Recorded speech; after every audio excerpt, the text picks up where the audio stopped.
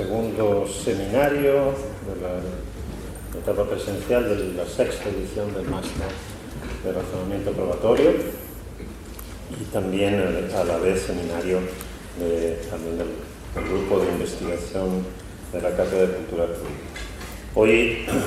Hoy es un gusto poder contar entre nosotros con Sonia Nuez, que ya había colaborado con actividades nuestras, pero online, y por tanto no habíamos tenido ocasión de someternos al interrogatorio cruzado con inmediación, ¿no?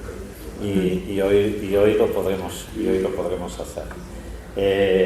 Sonia es magistrada titular del Juzgado de Instancia 8 de Reus, en la provincia de Tarragona, y ahora forma parte del gabinete técnico del Tribunal Supremo, de la Sala Segunda, es decir, de la Sala Civil en España. Ha sido juez de instrucción de lo penal y de violencia de género, fue asesora de la Secretaría de Estado de Justicia y participó en la comisión técnica del grupo de trabajo encargado de elaborar el borrador de anteproyecto de ley de la ley de enjuiciamiento criminal.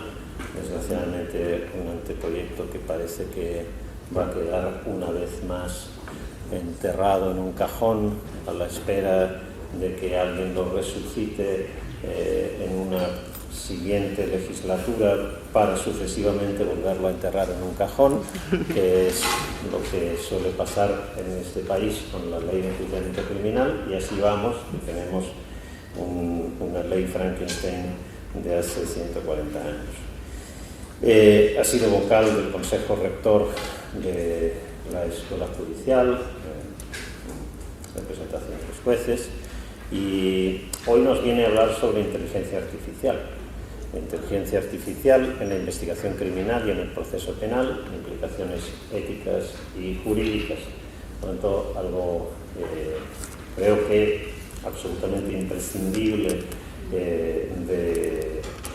de pensar y repensar para afrontar no solo un fenómeno que nos va a caer encima sí o sí, que ya nos está cayendo encima sí o sí, que en todo caso necesita de reflexión y de regulación, quizás en buena parte preventiva, ¿no? Antes de que los problemas ya los tengamos y sean quizás en parte irresolubles.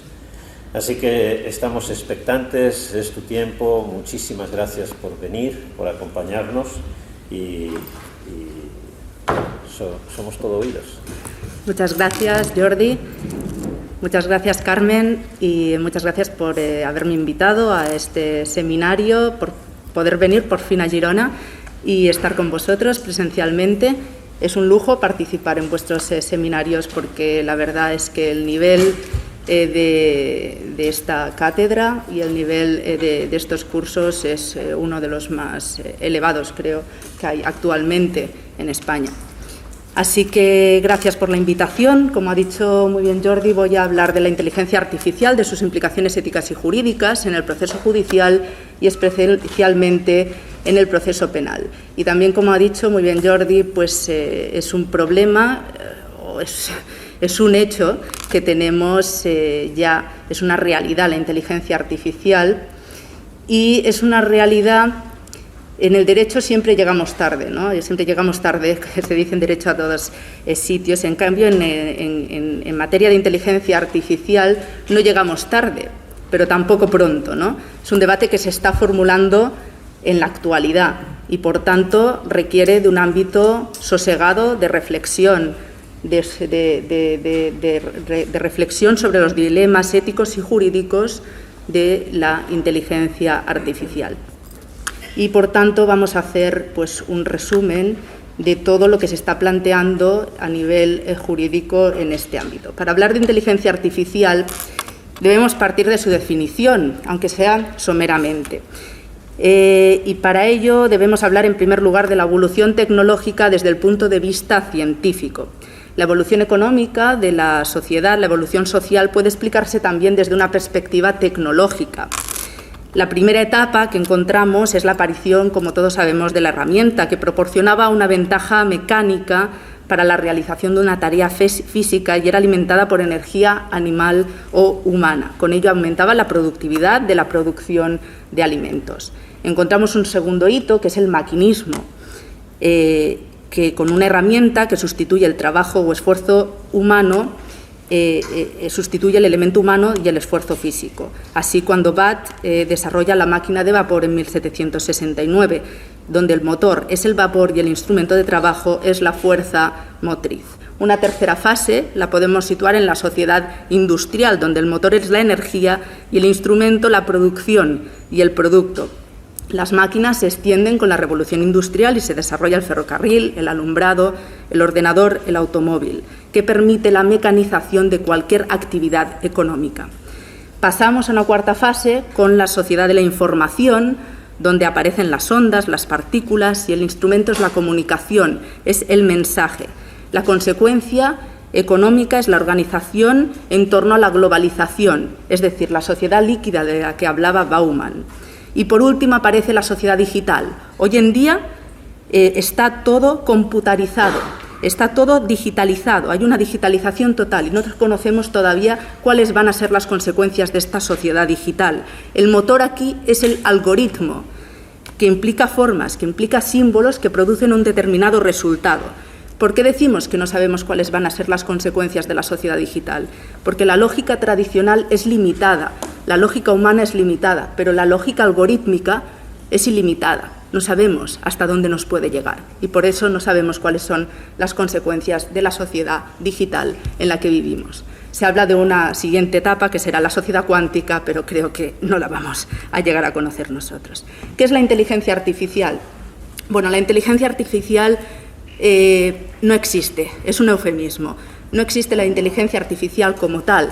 No hay consenso sobre una definición de inteligencia artificial. No hay consenso a nivel europeo, no hay consenso a nivel internacional y no hay consenso entre los especialistas. La RAE la define como la disciplina científica que se ocupa de crear programas informáticos que ejecutan operaciones comparables a las que realiza la mente humana, como el aprendizaje o el razonamiento lógico. ¿Qué quiere decir comparables? La inteligencia artificial realiza operaciones de razonamiento como realiza el proceso mental humano. Yo creo que por ahora no. Entonces, comparables, ahí está un poco la disyuntiva de lo que del problema que tenemos con esta definición de inteligencia artificial. Decimos que no existe una definición de inteligencia artificial, porque la inteligencia artificial son algoritmos. Se trata de un algoritmo que hace recomendaciones, predicciones o decisiones para un conjunto de objetivos previamente marcados. Y además son algoritmos matemáticos. Lo que importa aquí son los números, más que una buena información o más que los datos. Bien, brevemente decir que existen muchas técnicas de procesamiento matemático avanzado de datos. Hay procesos de Big Data para gestionar grandes volúmenes de datos y procesos de data mining, es decir, de minería de datos, para encontrar patrones y resumir grandes cantidades de datos a una forma que resulte más comprensible y útil. Ambas técnicas, además, facilitan el machine learning para la toma de decisiones basadas en el aprendizaje de las máquinas conforme van incorporando nuevos datos. Así encontramos dos grandes grupos, los algoritmos deterministas o expertos y los algoritmos o sistemas no deterministas. Los sistemas deterministas o expertos son aquellos en los que las reglas que procesan la información están totalmente definidos. Por ejemplo, la declaración del IRPF.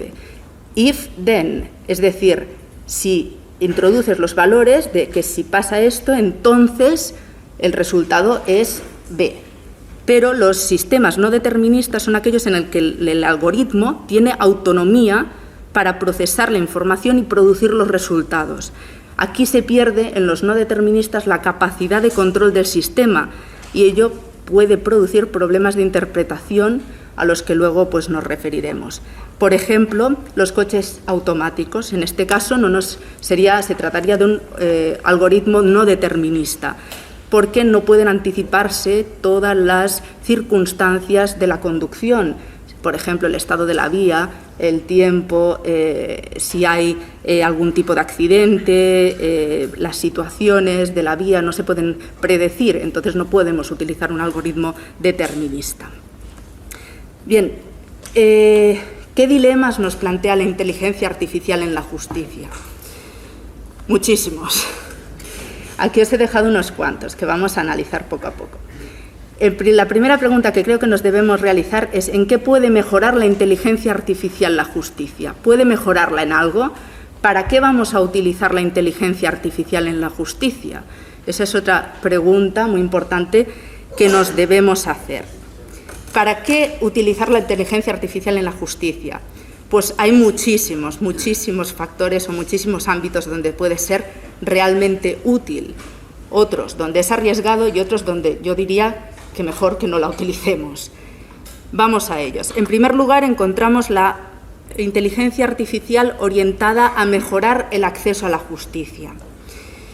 En el acceso a la justicia, es decir, podemos establecer varias situaciones, ¿no? Tenemos lo que es la organización interna de la oficina, por ejemplo, judicial. Allí puede mejorar muchísimo la inteligencia artificial en el acceso a la justicia, mejorando, pues, planificando y organizando las agendas, por ejemplo, de jueces, fiscales, abogados, procuradores. En la planificación y mejora de agendas, ya está trabajando efectivamente el Ministerio de Justicia en una aplicación de inteligencia artificial para mejorar las agendas. Pero también puede mejorar la relación con los ciudadanos, cómo acceden a la justicia los ciudadanos, mediante asistentes conversacionales y mediante asistentes textuales o los chatbots. Cuando llamamos a un hospital, cuando llamamos a Hacienda, cuando llamamos a cualquier organismo público, nos atienden, a los bancos, nos atienden contestadores automáticos. Ya cuando hemos marcado 7 opciones, pues nos pasan con un operador. En justicia no, en justicia siempre está el elemento humano detrás. Nos contesta un funcionario o funcionaria. Siempre. Allí podemos hacer una labor importante de mejora con la inteligencia artificial. Asistentes conversacionales tenemos en Siri y también pues, pueden atender y quitar un factor humano muy importante. Para la resolución de conflictos con los ODR, los Online Dispute Resolution, o resolución de conflictos online que dependan del servicio público, mediación y otros ADRs. Hay multitud de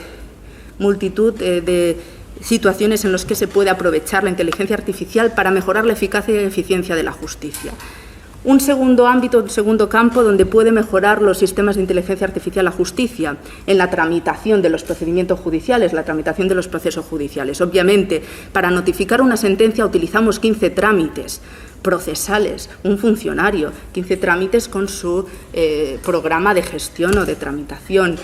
Eso lo puede hacer un asistente, un programa de inteligencia artificial. Una notificación de sentencia no implica ninguna decisión jurisdiccional y lo puede hacer perfectamente un programa de inteligencia artificial. Pero ojo, para mejorar y para introducir estos sistemas de inteligencia artificial hay que tener en cuenta también que no estemos discriminando la brecha digital. Si nosotros decidimos notificar una sentencia mediante un WhatsApp a una persona, tenemos que tener conciencia que hay personas que no utilizan WhatsApp, personas mayores. Tampoco podemos introducir sistemas de inteligencia artificial en perjuicio o en detrimento del acceso a la justicia de personas vulnerables o personas mayores, por ejemplo, ¿no?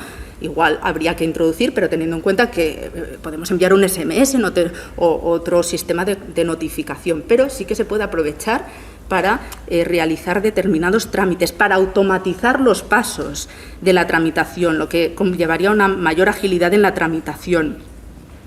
se puede aplicar en las tareas judiciales más rutinarias, como puede ser el control de los plazos en la instrucción, 324, el control de las prórrogas, de las órdenes de protección, cuando se terminan, de los plazos de la prisión provisional, porque lo tenemos que hacer con un Excel, que ahora lo estamos haciendo con un Excel los magistrados, cuando he puesto a alguien en prisión para saber controlar los plazos y saber si tengo que prorrogar o no, si se me caduca o no, las 50.000 órdenes de protección que tengo en mi juzgado, porque no tenemos un programa de inteligencia artificial que nos permita realizar esas tareas rutinarias. Es que no podemos tampoco negarnos a la evidencia, ¿no?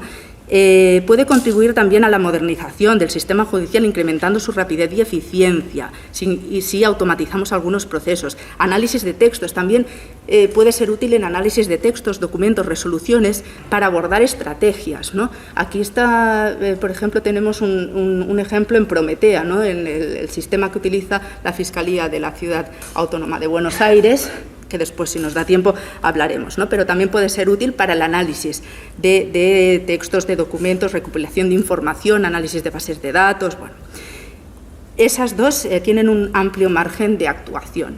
Pasamos a las más, hasta el meollo.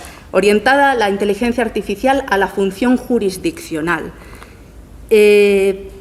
La primera pregunta que nos tenemos que hacer es: ¿la inteligencia artificial es compatible con la función jurisdiccional? Difícilmente. ¿Puede sustituir al juez? Poco probable. ¿Puede ayudar al juez a la toma de la decisión? Es arriesgado. Yo creo que nos tenemos que quedar con esos parámetros. Luego analizaremos los porqués, ¿no?, de todo esto. ¿Pueden dictar resoluciones judiciales de fondo? ¿Dónde ponemos el freno de la inteligencia artificial? ¿Es una ayuda o complemento al juez o es potestad jurisdiccional? ¿Genera más errores que el juez humano? ¿Qué fiabilidad tienen los programas o los sistemas de inteligencia artificial? Eso también lo analizaremos con los programas que hoy ya existen. Entonces, tenemos aplicaciones de inteligencia artificial de predicción de riesgo, de valoración de riesgo, que luego analizaremos, y aquí pues es un tema, un dilema que luego nos adentraremos con más profundidad. La cuarta orientación que puede tener la inteligencia artificial está orientada a la prueba. Actividades de prevención, investigación, argumentación, probatoria, decisión judicial.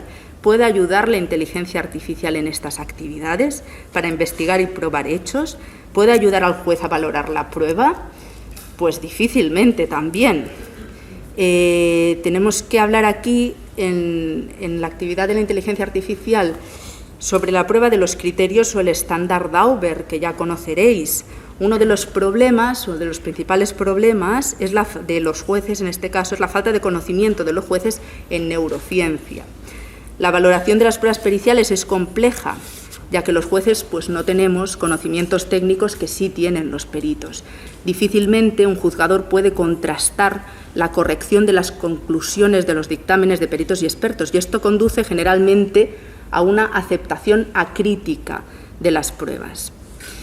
El estándar Dauber fue formulado pues, por el Tribunal Supremo Federal de Estados Unidos, que desarrolló en los 90 en 3 sentencias esta jurisprudencia, donde se ofrecían 5 criterios de calidad.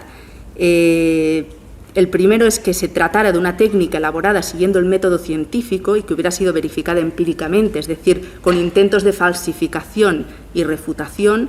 En segundo lugar, que la técnica hubiera sido objeto de revisión por parte de otros expertos y hubiera sido publicada. En tercer lugar, que se indique el grado de error y de fiabilidad de la técnica. En cuarto lugar, que exista un mantenimiento de estándares y controles sobre la fiabilidad de la técnica. Y por último, que exista un consenso en la comunidad científica a propósito de la técnica empleada. De manera que el órgano judicial debía actuar como gatekeeper o, en todo caso, o no solo cuando la prueba fuera científica. En este contexto nos encontramos con 2 pruebas esenciales, la fMRI y la onda P300, que son pruebas que no es que puedan ser interpretadas mediante inteligencia artificial, sino que son inteligencia artificial en sí mismas. La fMRI es la imagen por resonancia magnética funcional, que es una prueba que ofrece imágenes del cerebro detectando la llamada señal BOLD. y se utiliza para descubrir cambios de oxigenación en el flujo sanguíneo cerebral y el consiguiente magnetismo para observar qué zonas se activan cuando el sujeto piensa o realiza una acción. Estas imágenes, hay que decir que en los tribunales de Estados Unidos se ha rechazado la validez del fMRI por no cumplir, obviamente, con el estándar Dauber.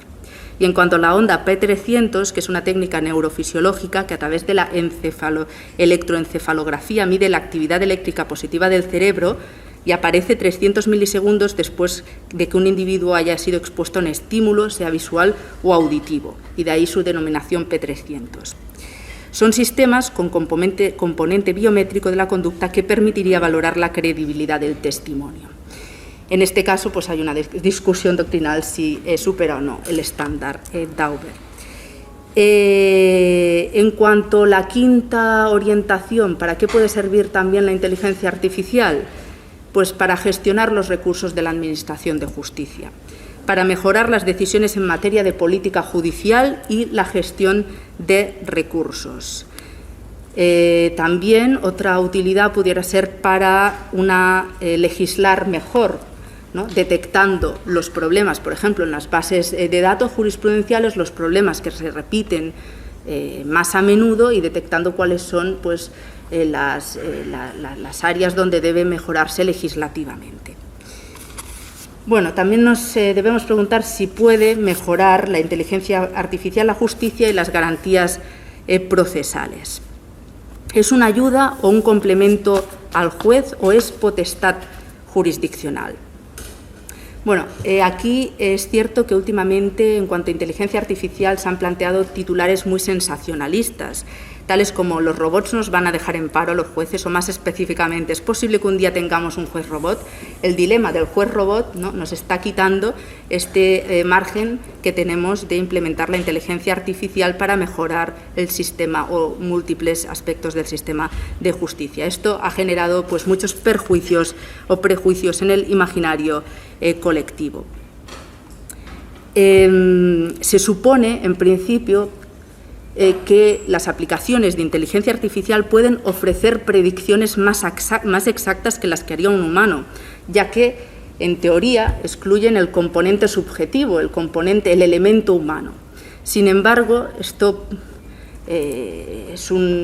puede no ser cierto, es un mito. Pero ¿qué estudios tenemos para comprobar si las aplicaciones de inteligencia artificial pueden ofrecer predicciones más o menos exactas que las que un humano podría hacer? Bueno, tenemos varios estudios dentro de las aplicaciones, pero hay un estudio genérico en el que se estudiaron 1.112 decisiones de jueces israelíes que decidían o presidían tribunales encargados de decidir sobre la libertad condicional de los presos. Los investigadores encontraron que al principio de la mañana los jueces eran más partidarios a conceder la libertad condicional de los prisioneros y también después de la pausa del almuerzo. Y después, a medida que pasaban las horas, pues eran menos partidarios a reconocer las libertades condicionales. De manera que demostraron con este estudio que los jueces eran más benevolentes al principio de la mañana y después de la pausa del almuerzo, mientras que conforme pasaba el tiempo se volvían más reacios a aplicar la libertad condicional. Esto es un ejemplo de cómo puede influir la humanidad del juzgador en la toma de la decisión. El volumen, la carga de trabajo, el cansancio nos influye de cierta manera a los juzgadores. En cambio, no influye a los sistemas de tecnología, obviamente. Las decisiones judiciales pueden estar influenciadas por muchos factores externos. ¿Cuándo se ha comido? El estado de salud. ¿Cuántas decisiones has tomado a lo largo del día? Asunciones inconscientes de las que no tenemos conciencia y otros aspectos que obviamente no estarían influenciados por los sistemas, ¿no?, de inteligencia artificial. Pero luego volveremos a este tema. Es cierto que los sistemas de inteligencia artificial también pueden tener errores, también hay muchos casos de fiabilidad.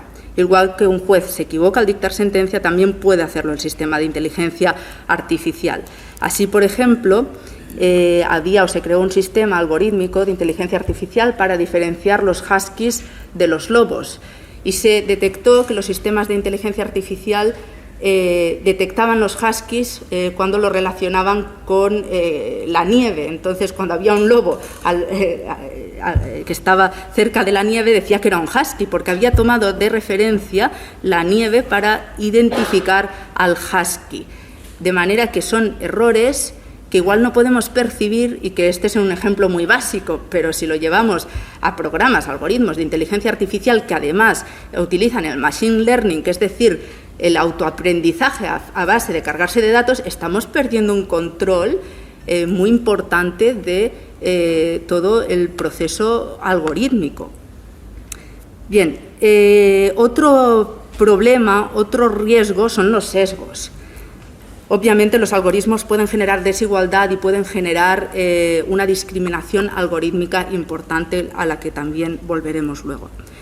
Y por último, otro dilema sería con qué información se elaboran los algoritmos, quién hace los algoritmos, cómo, con qué datos se cargan, ¿no?, o se alimentan esos sistemas de inteligencia artificial. Bien, vamos a ir paso a paso y vamos a hablar sobre todos estos problemas. Bueno, decir también que hay una hoja de ruta de mínimos, que es la Carta Europea sobre el Uso Ético de la Inteligencia Artificial en Asuntos Judiciales y su entorno, del CEPEG, hecho en diciembre de 2018, al que finalmente acudiremos para ver cuáles son las principales ítems sobre los que debe basarse una inteligencia artificial en asuntos judiciales. Inteligencia artificial en la justicia. Bien, podemos hablar de dos grandes grupos de inteligencia artificial en justicia. Tenemos la inteligencia artificial en materia policial, o inteligencia artificial también predictiva, y la inteligencia artificial en materia judicial. En materia policial tenemos muchísimas aplicaciones a nivel policial en las que ya se están utilizando la inteligencia artificial para prevenir la criminalidad. Por ejemplo, hablaremos de algunas de ellas. Data mining. Data mining, que es una aplicación de inteligencia artificial que recupera posibles escenarios de crímenes, basándose en escenas de crímenes previos. Tiene un 68% de efectividad, es decir, una efectividad notablemente superior a la del ser humano. Actúa como si fueran miles de policías introducidos en la base de datos. En China utilizan muchas aplicaciones de inteligencia artificial policial, entre otras, por ejemplo, CloudWalk, que se creó en 2015, que es el reconocimiento facial y análisis de la marcha de la persona. En China hay 150 millones de cámaras de vigilancia. Imaginad cómo puede ser esa base de datos y, por tanto, analizan el análisis de la marcha de las personas cuando acuden a determinados sitios, de manera que analizan si se genera un riesgo mayor o menor de cometer delitos dependiendo de los comportamientos que tienen habitualmente las personas. Imaginaros qué peligro, ¿no?, que si cambias tu comportamiento puedes ser sospechoso de algo. En Bangladesh utilizan, por ejemplo, la aplicación Protobody, que avisa a las usuarias de la posible cercanía de personas con tendencias delictivas sexuales. Alertan, por tanto, de futuros posibles ataques contra la libertad sexual. Estados Unidos utiliza un sistema, es el sistema FAST, que analiza datos como la frecuencia cardíaca o la firmeza en la mirada de los pasajeros que embarcan en aviones para calcular la probabilidad de que cometan un crimen. De manera que si vais a tomar un avión en Estados Unidos, id con es importante que sepáis, ¿no?, que están analizando pues esos datos. También utilizan algoritmos para valorar la probabilidad de que un niño sufra maltrato familiar. Faceception es una aplicación de una empresa israelí que define el carácter de una persona a partir de su rostro. Analiza la autoestima, el carisma, la creatividad, las habilidades sociales o la tendencia a la agresividad para clasificar a personas en un grupo de 15 grupos predefinidos. En China también disponen de gafas que, conectadas a una base de datos, utilizan el reconocimiento facial para identificar a las personas a las que analiza y transmite datos a un dispositivo. Encontramos también aplicaciones de inteligencia artificial En Londres, por ejemplo, utiliza un sistema de cámaras de reconocimiento facial en vivo para identificar delincuentes que pasean por las calles de la ciudad. Y Valkyrie también es una herramienta de inteligencia artificial utilizada por la policía de West Midlands, de Gran Bretaña y de Amberes, para analizar toda la información de la escena del crimen y relacionarla con la disponible en la base de datos policial. Por tanto, en 3 segundos realiza una función que a un agente le llevaría a realizar 3 a 5 días. En España tenemos una aplicación que utiliza la policía, los agentes y cuerpos de seguridad, que es Veripol, que es un programa que se ha implementado por primera vez en la comisaría del Cuerpo Nacional de Policía de León y que estima la probabilidad de que una denuncia sea falsa, dicen que con una precisión superior del 90%. También encontramos aplicaciones de policía predictiva, Predpol, que predice las zonas más problemáticas de las ciudades, ¿no? Recibe tipos de datos relativos a los crímenes, el tipo de crimen, la localización, el tiempo en que tuvo lugar y los analiza por medio de un algoritmo. Y respecto de los algoritmos predictivos de reincidencia criminal, pues el más importante es Compass, del que luego hablaremos, es el ejemplo paradigmático del algoritmo de reincidencia criminal. Algoritmos predictivos que se centran en la víctima, tenemos en España Biogen, del que también hablaremos ahora, y luego tenemos los algoritmos de valoración policial del riesgo, y por último en Cataluña tenemos el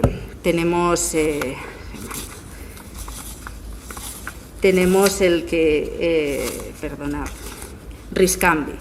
Riscambi tenemos de la Consejería de Justicia de Cataluña, que implementó en el año 2018, si no recuerdo mal, Riscambi, y del que también hablaremos más adelante. Inteligencia artificial en materia judicial. Bien, son muchas las aplicaciones de inteligencia artificial en materia judicial que tenemos y de las que ahora hablaremos. En cuanto a las características que tienen que tener las aplicaciones o sistemas de inteligencia artificial en materia judicial, factores comunes al sector público deben ser transparentes y explicables. Cualquier decisión pública que se tome debe tener una explicación y, por tanto, debe haber una rendición de cuentas, es decir, debe haber supervisión y auditorías de los programas de inteligencia artificial. Los ciudadanos deben tener que saber por qué se ha adoptado una decisión los parámetros con los que se ha adoptado esa decisión. En cuanto a los factores propios del sistema de justicia, bien, debe respetar la tutela judicial efectiva, debe respetar el acceso a la justicia sin discriminación, teniendo en cuenta, como he dicho antes, los grupos vulnerables que tengan peor acceso a la justicia por soluciones tecnológicas y la brecha digital.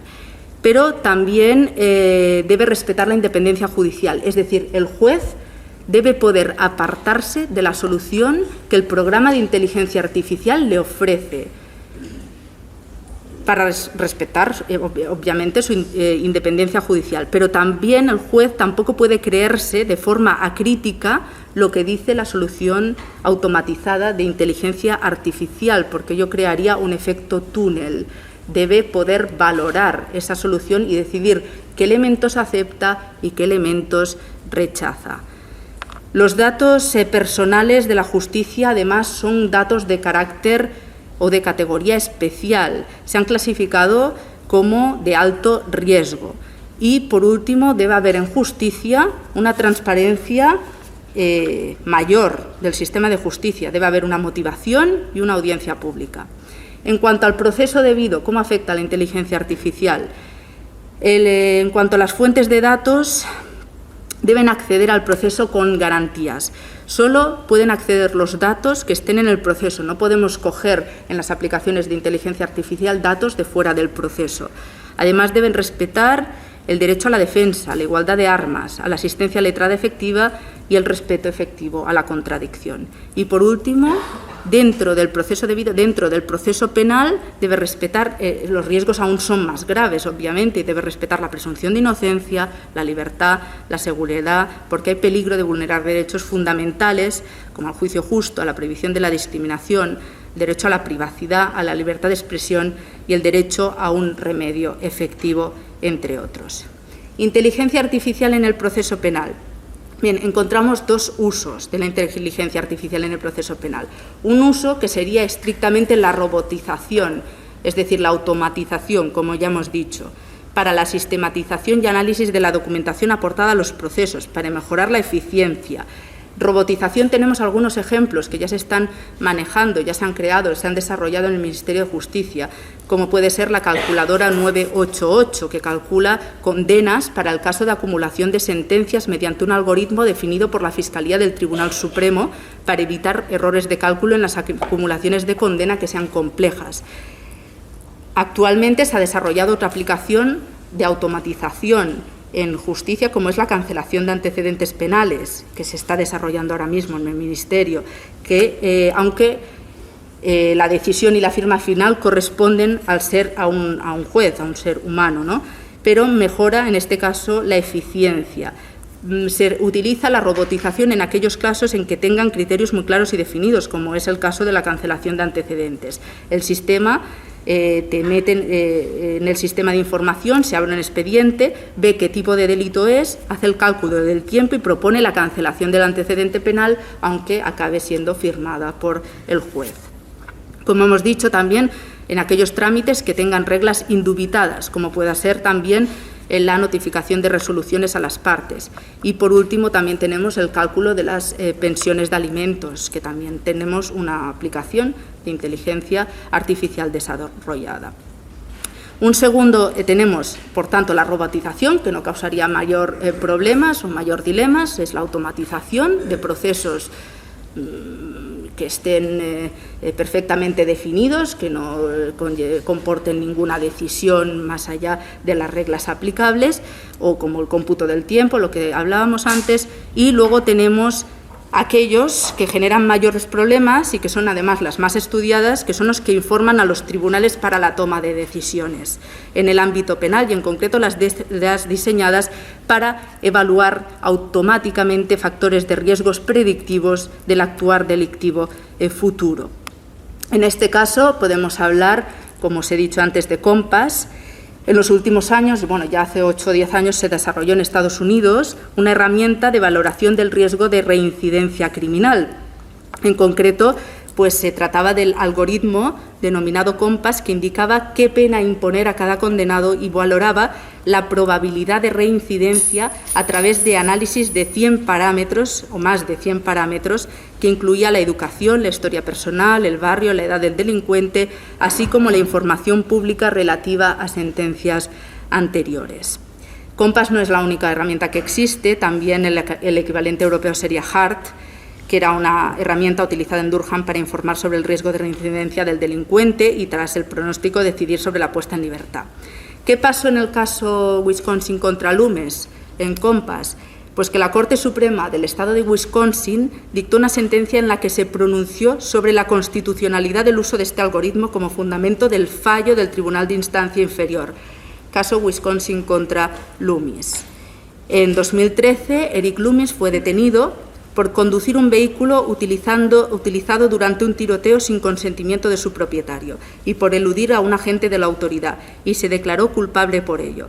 El procesado fue condenado a una pena de 7 años de prisión porque, según la herramienta de evaluación del riesgo COMPAS, existía un alto riesgo de reincidencia. La defensa del señor Loomis apeló la sentencia, alegando que el uso del algoritmo violaba el derecho de su representado al proceso debido, porque impedía que el acusado cuestionara la validez científica y la exactitud de ese medio probatorio, en tanto que la empresa fabricante del algoritmo no proporcionaba el acceso a la estructura del funcionamiento del sistema de inteligencia artificial. Y además se alegaba que existen criterios que pudieran resultar discriminatorios en el algoritmo, como la raza o el sexo.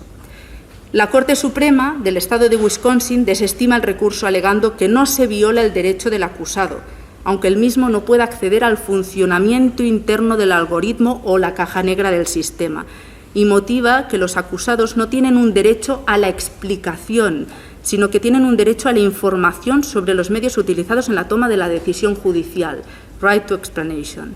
El tribunal argumentó la herramienta Compass, que la herramienta Compass era solo uno más de los factores que se habían tenido en cuenta para adoptar la decisión, pero que en definitiva se trata de una herramienta de apoyo para los jueces y que el tribunal es libre de confiar en una de las partes de la evaluación, pero rechazar otras, reconduciendo su utilización al principio de libre apreciación de la prueba por parte del juez. Por tanto, con el caso Loomis se consolida en Estados Unidos la admisibilidad de los algoritmos. Tenemos que decir que hay un ejemplo de que se ha declarado ilegal un algoritmo creo recordar, el Tribunal de La Haya declaró ilegal un algoritmo, en este caso, que predecía el riesgo de estafar o defraudar a Hacienda. Bueno, tenemos estos dos ejemplos que se hayan analizado, ¿no?, el contenido, ¿no?, del algoritmo. Bien, esto nos conduce a preguntarnos varias cuestiones. En primer lugar, ¿serán los jueces capaces de apartarse de las soluciones que proporcione el algoritmo? Han de poder apartarse porque, como hemos dicho, es esencia de la independencia judicial. Tampoco han de creerse de forma crítica lo que dice la solución automatizada de inteligencia artificial. Hay un riesgo cierto de provocar en los operadores jurídicos una confianza exagerada e injustificada en la fiabilidad de las estimaciones del riesgo, hasta llegar a creer que son mejores y más precisas que el ser humano. También nos tenemos que preguntar qué nivel de transparencia tiene el conocimiento del resultado del algoritmo, esto es, cómo ha manejado los datos y qué valor ha dado el algoritmo a cada variable introducida. ¿Somos capaces de entender qué operaciones matemáticas ha hecho el algoritmo para valorar sus conclusiones? ¿Será necesario que alguien nos explique el algoritmo? Si queremos aplicar fórmulas matemáticas para condenar, primero hay que entenderlas. Necesitamos, por tanto, personas formadas para analizar y explorar los datos. ¿El sesgo humano puede perpetuarse e incluso incrementarse con estas técnicas de inteligencia artificial? Bueno, son preguntas que lanzo al aire también para el debate. Yo creo que en materia de inteligencia artificial hay que trazar, en estos casos de sistemas de ayuda o de apoyo al juez, hay que trazar un mapa de riesgos. El principal riesgo, como se viene advirtiendo, viene constituido por la protección de datos personales y el aumento de peligro que supone para nuestros derechos fundamentales el desarrollo de estas herramientas, ya que estamos sometidos a riesgos de abuso. Asimismo, cualquier utilización de los sistemas de inteligencia artificial debe asegurar el cumplimiento de todas las garantías del proceso, el acceso a la justicia, la contradicción, la igualdad de armas, la asistencia letrada y, en definitiva, las garantías del proceso debido. Pero el mayor riesgo que se plantea consiste en el control de la fiabilidad del diseño del algoritmo. Hay que plantearse quién diseña el algoritmo y hasta qué punto puede estar influenciado por otras decisiones políticas o de otra índole para poder garantizar eficazmente la imparcialidad e independencia en la toma de decisiones judiciales y eliminar toda discriminación en la actuación judicial. Bien, hablaremos rápidamente de Biogen y los sistemas de predicción del riesgo y de Riscami. Biogen, que es la herramienta que actualmente dispone, o más se están utilizando las fuerzas y cuerpos de seguridad en España. Biogen nace en el año 2007 por consecuencia de un mandato de la Ley Orgánica de Violencia contra la Mujer y es desarrollado desde la Secretaría de Estado de Seguridad del Ministerio de Interior. El protocolo permite que los agentes valoren el riesgo que tiene una mujer que ya ha denunciado un acto de violencia de género de sufrir una nueva agresión por parte de su pareja o expareja y en función del riesgo que le asigne el algoritmo, que puede ser no apreciado, bajo, medio, alto o extremo, se contempla la adopción de determinadas medidas de protección a esa persona que ha denunciado un acto de violencia de género. Biogen, por tanto, es un modelo predictivo que utiliza algoritmos de valoración para valorar el riesgo de revictimización. Problema de Biogen, que el código fuente no es público. Entonces desconocemos si Biogen está utilizando técnicas de aprendizaje automático o solo técnicas de if-then. es decir, solo técnicas configuradas por quien haya introducido los datos en el algoritmo, o utiliza Machine Learning. Es decir, no tenemos conocimiento de cómo funciona Biogen y, por tanto, deberíamos tener acceso al modo en que se configuró esta herramienta para conocer los elementos determinantes para producir como resultado un riesgo no apreciado, bajo, medio, alto y extremo. ¿Por qué? Pues porque la mayoría de veces, cuando a un juez le llega una valoración del riesgo de Biogen, apoya su decisión en la adopción de una medida cautelar o de una orden de protección en el resultado que arroje esta herramienta de valoración del riesgo. No creo que ningún juez al que le llegue un informe policial en que Biogen dice que hay un riesgo medio no adopte una orden de protección. Pero es que no sabemos por qué ese riesgo es medio, porque nadie nos lo explica. El riesgo que ha adoptado, que se desprende de Biogen, es riesgo medio de volver a de cometerse una nueva agresión.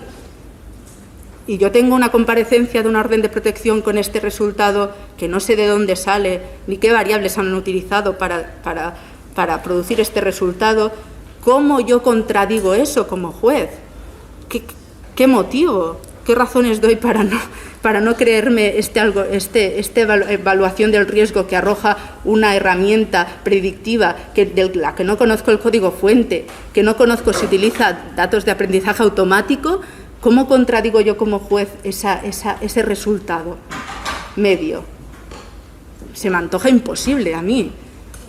Entonces, es lo que decíamos, puede apartarse el juez del resultado que arroje la aplicación de inteligencia artificial, pero es que para apartarse debe conocer el funcionamiento de la aplicación de inteligencia artificial, porque si no es imposible que se pueda apartar.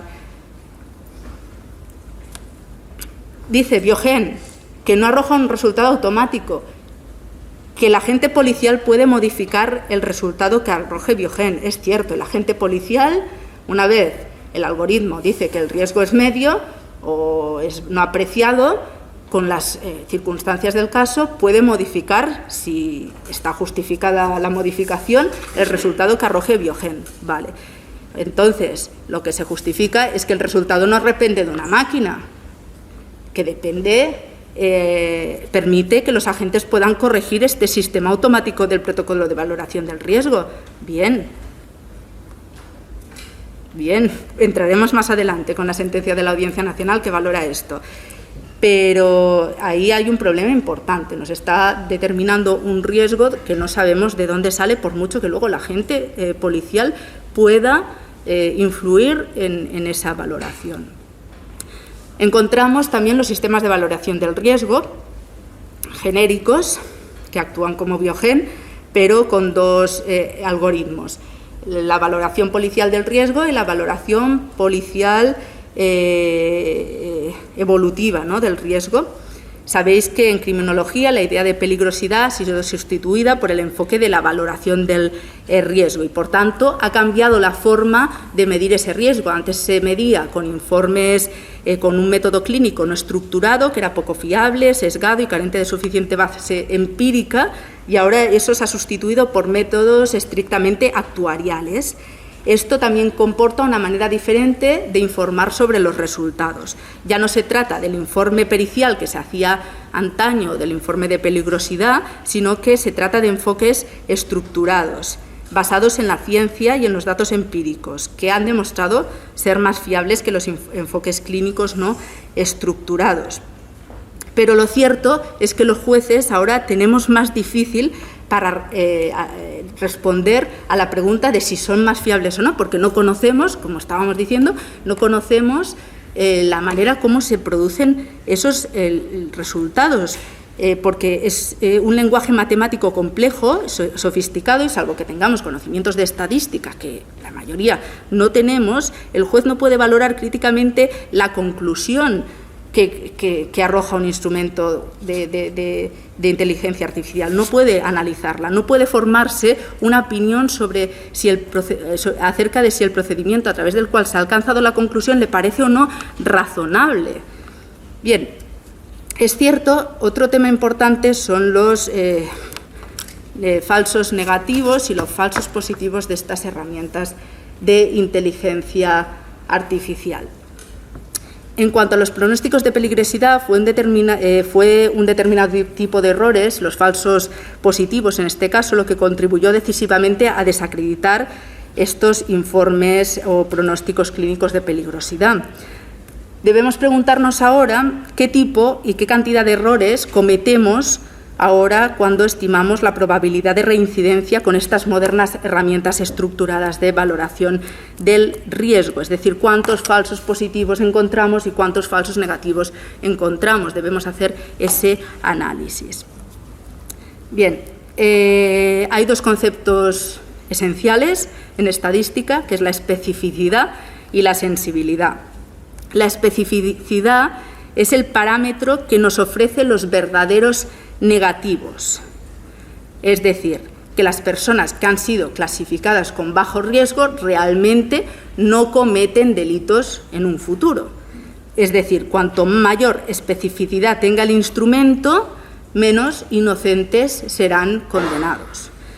Y luego tenemos el valor de la sensibilidad, que mide los verdaderos positivos, es decir, cuántas personas con pronóstico grave de reincidencia alto realmente acaban cometiendo nuevos delitos. Eso es la sensibilidad. A mayor sensibilidad, más agresores serán diagnosticados correctamente.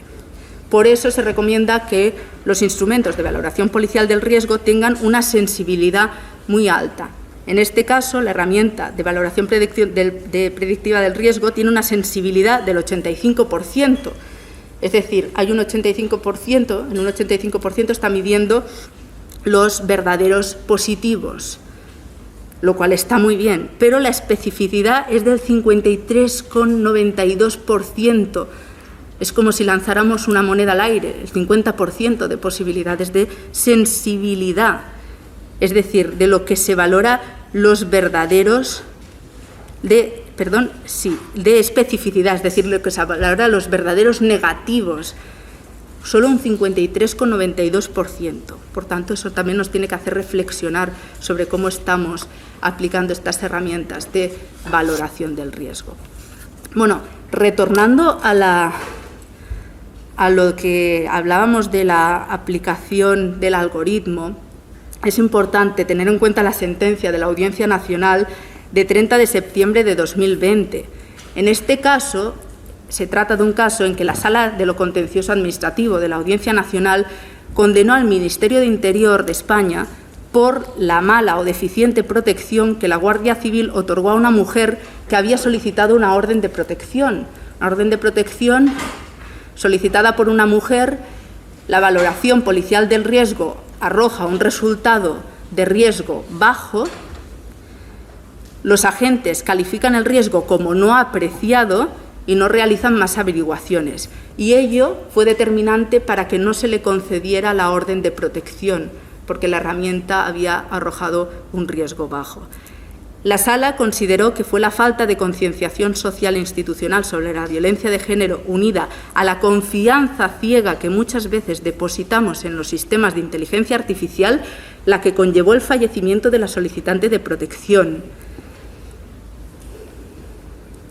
La respuesta se limitó a la recogida de datos automatizados, pero no previno la violencia ni reevaluó el riesgo por medio de agentes especializados en su tratamiento y sensibilizados en violencia de género. Y, por tanto, la Sala reconoció el quebrantamiento de la obligación positiva del Estado, en este caso, de proteger a la víctima. Es importante, es cierto que la sentencia no entra a valorar si el algoritmo de predicción del riesgo estaba bien o no formulado. No entra a valorar el algoritmo, sino que hace descansar la responsabilidad en los agentes policiales, que son los que pueden, ¿no?, modificar ese resultado que arroja el algoritmo. Sin embargo, nos puede hacer reflexionar sobre varias preguntas esta sentencia.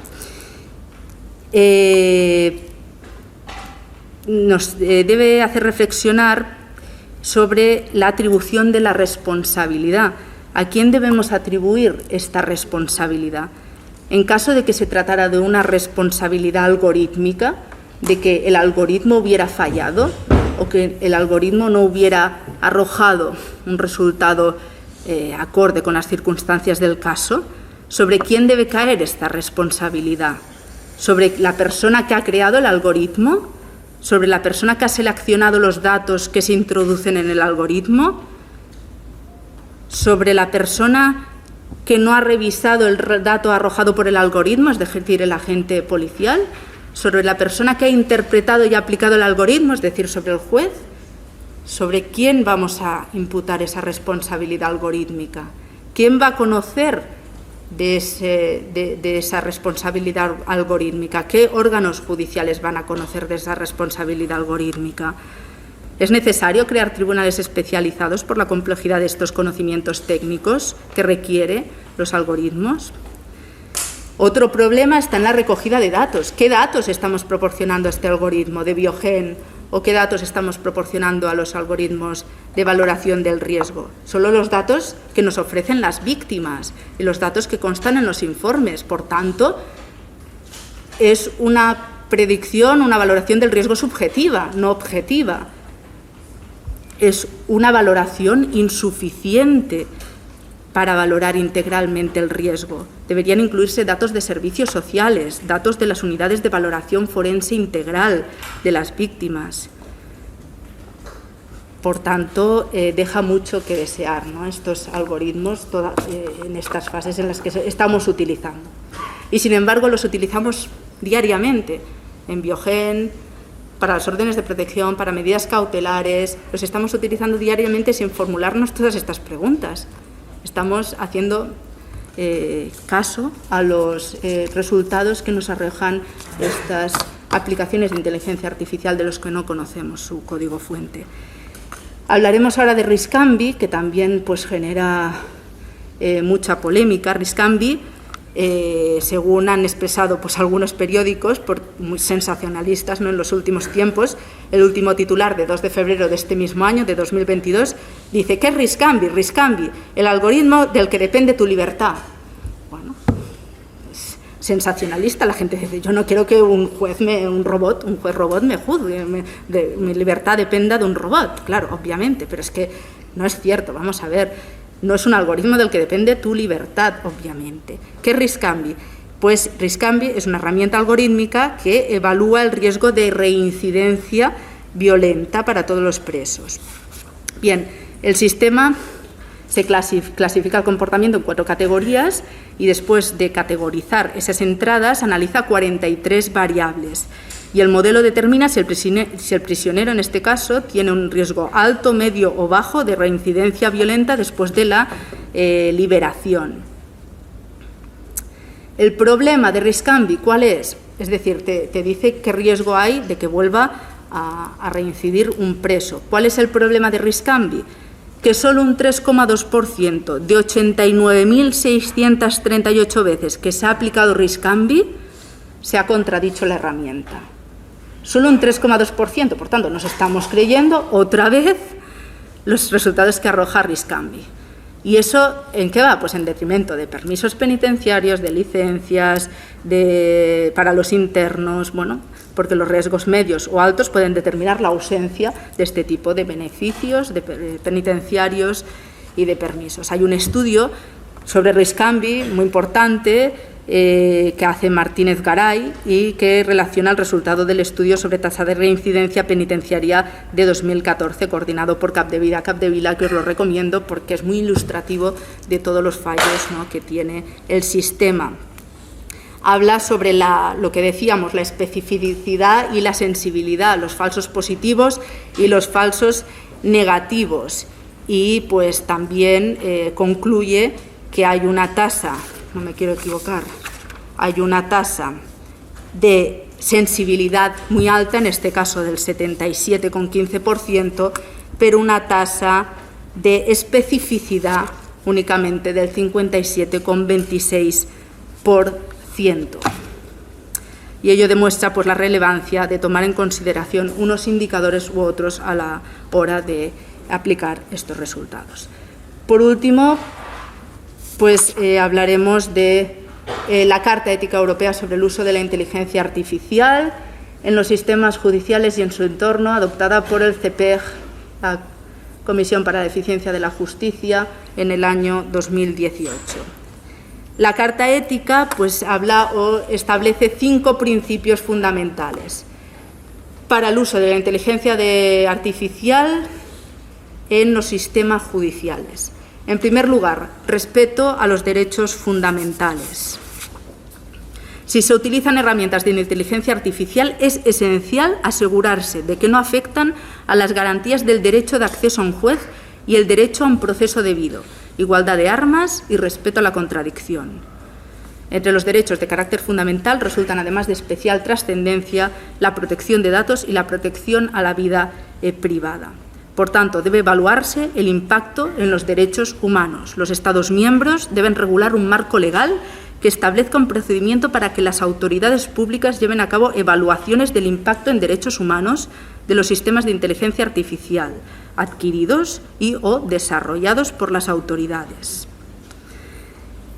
En segundo lugar, no discriminación. Como hemos dicho, los sistemas de inteligencia artificial pueden conllevar importantes riesgos de discriminación, una discriminación algorítmica importante, lo hemos visto con Compass y lo hemos visto, ¿por qué? Porque al final reproducen pues, los datos que estamos introduciendo, que pueden ser obviamente datos sesgados. Los organismos públicos o privados que manejen estos datos tienen que asegurarse de que los algoritmos no reproducen o agravan la discriminación. Pero es más, no solo tienen que asegurarse que cuando introducen los datos en la herramienta de inteligencia artificial no se reproduzcan o agraven estos sesgos, sino también es muy importante en la fase de desarrollo del sistema. Ya hemos dicho que hay sistemas de inteligencia artificial de machine learning que aprenden de autoaprendizaje con los datos que se van introduciendo y ahí perdemos el control. Tenemos que asegurarnos que cuando perdemos ese control tampoco se estén produciendo discriminaciones. ¿Cómo nos aseguramos? No sé, yo no soy informática, pero supongo que en fin, que hay que asegurarse bien pues, del desarrollo del sistema, no solo de los datos que introducimos al principio. Calidad y seguridad y trazabilidad. Tenemos que asegurar primero la calidad de los datos que introducimos. Si introducimos datos que no se corresponden con la realidad, pues obviamente no vamos a tener buenos resultados. Y digo esto porque en justicia los datos que tenemos ahora mismo, los datos los hacemos con barritas. Quiero decir, la estadística que tenemos de los juzgados, la estadística trimestral, contamos con palitos por ahora. Ahí no se corresponde a la realidad de lo que hay en los juzgados, y eso lo hemos comprobado cuando hemos hecho las implementaciones nuevas de las oficinas judiciales y hemos controlado el expediente uno a uno y hemos visto que la realidad de la estadística con la realidad de lo que había en el juzgado no es real. Entonces, calidad de los datos deben provenir de fuentes certificadas y no deben modificarse hasta que hayan sido utilizados por el mecanismo de aprendizaje. Transparencia, imparcialidad y justicia, fairness. Debe lograrse, además, un equilibrio entre la propiedad intelectual de ciertos métodos de procesamiento, la necesidad de transparencia o acceso al proceso de diseño y la imparcialidad, es decir, la ausencia de sesgo. Qué complicado todo, ¿no? Lograr ese equilibrio entre la propiedad intelectual, como hemos visto en Compass, en el caso Loomis, en Estados Unidos, que nos dejaba entrar al código fuente por la propiedad intelectual de la herramienta de inteligencia artificial, la transparencia, porque yo necesito saber cómo se ha producido ese algoritmo de inteligencia artificial, su código fuente, y la ausencia de sesgos en el algoritmo. Qué difícil todo. Debe regirse además por estándares abiertos. Los ciudadanos deben ser capaces de comprender cómo se toman las decisiones y cómo se han verificado esas decisiones. Y por último, principio bajo control del usuario. La autonomía del usuario debe aumentarse, no restringirse mediante el uso de herramientas de inteligencia artificial. Los profesionales, como hemos dicho, del sistema de justicia deben poder revisar las decisiones que adoptan en todo momento. y los datos que se utiliza para producir un resultado. Y ello se anuda además con la exigencia de una supervisión independiente de auditorías en los sistemas de inteligencia artificial. Por otra parte, los sistemas de inteligencia artificial siempre deben descansar o deben permanecer bajo el control humano. Se llama la reserva de humanidad. Siempre todo el mundo tiene derecho a una resolución producida por un humano, incluso en aquellas circunstancias que decimos de aprendizaje automático, incluso en los machine learning, la decisión debe permanecer bajo el control humano. Y, por último, además, la inteligencia artificial debe poder explicarse en un lenguaje accesible a los ciudadanos. En qué elementos o datos se basa y cómo se analiza los datos que sustentan el sistema. Esto es, la inteligencia artificial explicable. Debemos ser capaces de crear inteligencia artificial explicable a los ciudadanos, para los profesionales de justicia y para que podamos, ¿no?, saber cómo se toman las decisiones y qué factores se han utilizado para tomar esas decisiones. Y, por último, pues conclusiones y más dilemas para el debate a plantear. La jurisdicción se tiene que adaptar al reto de tutelar los derechos frente a soluciones de inteligencia artificial. Para ello necesitamos un marco normativo adecuado, un marco regulatorio adecuado, un marco institucional adecuado para reflexionar sobre estos riesgos, para trazar el mapa de riesgos que nos suponen estas soluciones de inteligencia artificial. Debemos ser capaces de identificar todos estos riesgos que hemos expuesto y debemos ser capaces de gestionarlos, eliminarlos o mitigarlos si no es posible, porque hay veces, como hemos visto, que no es posible mitigar estos riesgos, o al menos advertirlos a quien deba tomar la decisión para que pueda aceptar o rechazar esas partes, pero que tenga presente, que sea consciente de todos estos riesgos que implican estas herramientas de inteligencia artificial.